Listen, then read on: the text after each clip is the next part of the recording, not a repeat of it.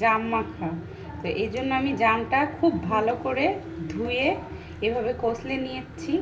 এবার আপনারা দিবেন এর ভিতরে একটা ছোট্ট কাঁচামরিচ। আমার কাছে ফ্রোজেন কাঁচামরিচটা ছিল, আমি ওইটাই ইউজ করছি। আপনারা টাটকা থাকলে দিবেন, আপাতত আমার কাছে ছিল না। এখন দিবেন হচ্ছে সামান্য লবণ, পরিমাণ মতো, যে যতটুকু টেস্ট বাইট অনুযায়ী যতটুকু আপনারা হচ্ছে জাম নেবেন সেই হিসাব করে একটু লবণ দিবেন। তারপরে দিবেন বিট লবণ, দিচ্ছি পরিমাণ মতো বিট লবণ। এরপরে দিচ্ছি সামান্য একটু চিনি। অনেকে জামটা একটু কষকষ লাগের জন্য করে, সেক্ষেত্রে আপনারা সামান্য একটু চিনি দিবেন, খেতেও ভালো লাগবে, আপনাদের কষ ভাবটাও লাগবে না। চাইলে আপনারা একটু শুকনো মরিচের গুঁড়া দিতে পারেন, বাট আমরা দিচ্ছি না।